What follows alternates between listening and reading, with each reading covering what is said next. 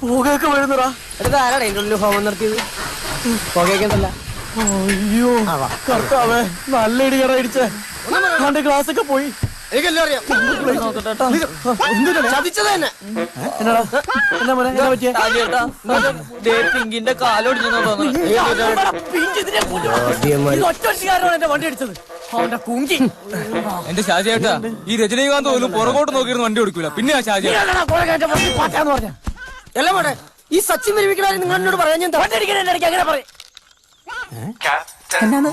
ഇനി മുമ്പേ ടെസ്റ്റ് തുടങ്ങണേക്ക് മുമ്പ് എനിക്ക് എത്താൻ പറ്റുന്നുള്ളതാണ്. എന്ത് കഷ്ടം നോക്കണേ. ഇവനെ പിടിച്ച് വണ്ടിയിലെടുത്തടാ. ഇവന്റെ എന്തോ ഒരു കിളി പറഞ്ഞിട്ട് വണ്ടി അടുത്ത റിസോർട്ടിൽ പറ്റിയെന്ന് നോക്കാം.